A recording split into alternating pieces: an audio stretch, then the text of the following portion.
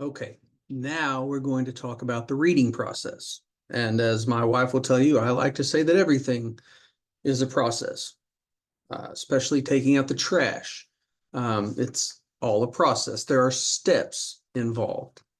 So, with the reading process, there are three things that I want to talk about before we get to the actual steps involved. And we touched on the literal level of understanding a little bit in the previous module when we talked about word families. And the literal level is just understanding the words that are on the page and building that vocabulary. Again, if I don't know what the words on the page mean, how can I understand the ideas that the author is trying to convey? So having that expansive vocabulary, and it doesn't have to be words that you use all the time when you speak or when you write, as long as you can understand what the words are that someone else uses. So that's that literal level of understanding. The interpretive level is what I like to call reading between the lines. And so that's when you understand the words that are on the page, but maybe the author's got a little bit of an attitude. Maybe he's being a little sarcastic. Maybe he's trying to be funny. Maybe there's some anger in the words that are coming out there. And that is when someone says something and they don't exactly mean what they say, or they're putting something in there between the lines. If you just are a very, very literal person, you may have trouble getting jokes or understanding jokes that people are telling you. It's the same thing with this interpretive level. It's more about the undertones of the writing, not the surface level words, but the things that are deeper in the meaning.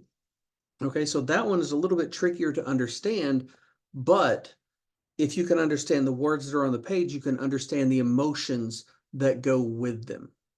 And then the last level is the most important one, and that is the critical or the analytical level. And that is actually thinking about and applying what you read. Okay, so thinking about is you read it, you understood the words, you understood the emotions or the concepts that the author was putting into it, and then you're able to think about it critically. So do you agree with that?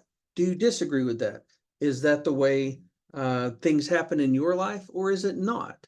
If it's a work of fiction, if it's a work of nonfiction, you can still look at that and decide, is this something that I agree with? Is it something that I disagree with? What points is this author making? Are those valid points? And we're really thinking about that, or we're applying our own experiences and our own knowledge to what that author's experience or knowledge that they're conveying are. And we're really comparing and contrasting the two. Okay, so that is that deepest level of understanding. That's where we really start to grab onto those concepts and those ideas, and that's how we remember things. Okay, at a deep level, critical knowledge, analytical knowledge is how we decide this is something that I want to know, or this is something that I don't want to know. This is something that I agree with. This is something that I disagree with. And this is why I disagree with it, or this is why I agree with it. And that's that analyzing and thinking about what we actually read. So now on to the actual process. There are only 3 steps. It's not a huge process in the reading process. The first is preparing to read. The second is reading. And the third is rereading. So, you may think reading is all you have to do. You just pick up a book, you start at the first word, you go to the last word, and you're done. You never think about it again until you take a test, and then you can't remember what you read. Sound familiar? So it's the same thing here. The more you think about something, the more engaged with it you're going to be, and the better you will remember it.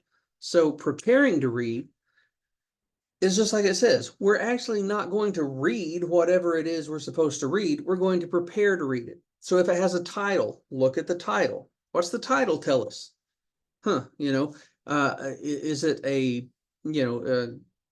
is it just about what the book is or what the essay is? A lot of times as you're scrolling through social media or scrolling through internet pages or magazines or books, or even in your library looking for a book to check out, You're just looking for a title that grabs your attention, because the title tells us many, many things. What do you know about the author? Is this someone that you've heard of? Is it someone that you've read before, someone that you like? I have a really bad habit of, if I find a book that I really like, I will go read everything that that author has written. And sometimes that really doesn't work out for me, because a lot of people like Stephen King have written tons and tons and tons of books. And I don't necessarily like all of them, but I like some of them. But I know what I'm going to get when I read something by Stephen King. Back when I was a kid, we had to do these things called book reports, and we would all load up and go to the library. And, a lot of people picked their books by the picture on the front of it. Some of my friends picked their book by how thick it was. They would go for the really, really skinny ones. And then other people went a few steps further, and they would actually flip over to the back of the book, and they would read the synopsis or the summary of it. So you can read that. If it's an article, if it's something in one of your textbooks, it may have a synopsis or a summary for you to look at. That'll tell you a little bit about what you're going to read. How long is it? Is it pages and pages, or is it paragraphs, or is it just a paragraph? What's the structure? Is it set up like an essay where it is sentences and paragraphs? Is it bold-faced prints? Is it in bullet points? Is it written like an instruction manual, or is it written like, a novel? Is it written? One of the things that you could always tell, look at the way, if you have a religious text, a Bible is often written in columns. No other books are really written like that, except maybe textbooks. And so, what does that tell you? Just the way that the writing looks on the page. If there is a page, if it's on a website, is it something that's intended to be read off of a screen, or is it not? And then once you have all of that, the fun part is trying to guess what it's about. Can you make some guesses? What do you think this is about? Do you think it's going to be funny? Do you think it's going to be serious? Do you think it's going to be scary? Do you think it's about this topic or this topic or this topic? And just make some of those guesses there. I promise the more you think about it and the more you prepare to read, as you read it, it'll start to stick up here. And so the next step is actually reading. And this is the simple part. You just read one word at a time, one sentence at a time. Use those context clues that we're looking at. Try to figure out, what does whatever you're reading tell you? What's it about? How were your guesses? When you thought, okay, this is going to be about this, or this is going to have this tone or this mood, were you correct or were you wrong? If you were correct, do this, pat yourself on the back. But if you were wrong, that's where you really start to dig in. Think about, why were you wrong? Why did you make that guess? And how did the author trick you? Did he do it on purpose, or was that your misassumption? As you read it, were there any thoughts or emotions that it triggered? Did the author do that on purpose? Or is that just you? Is that the context that you're bringing into this? But as you read it, just try to see, what is this about? And that, a lot of times, is where most people stop. They skip the first step. They just do the second step. They read it and they forget it. But if you prepare to read, and then you read, and you compare a little bit of what you thought it was going to be about with what it actually is about, and then you do this final step of rereading, this is where you read it again and focus on the actual writing. What were you right about? What were you wrong about? What did this author do that you really, really liked, so that when you write, you can do that too? What did he do that was really, really not good, that you didn't like?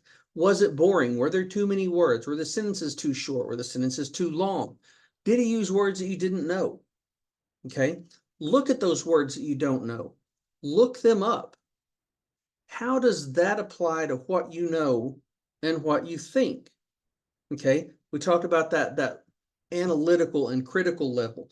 When you read this and you reread it and you get these words, what does that author tell you? And do you agree with that? Do you disagree with that? Are there parts you agree with and parts that you don't? Those are all things that you want to consider. And the more you think about it, the more you'll remember it. Is there anything in it that you didn't understand?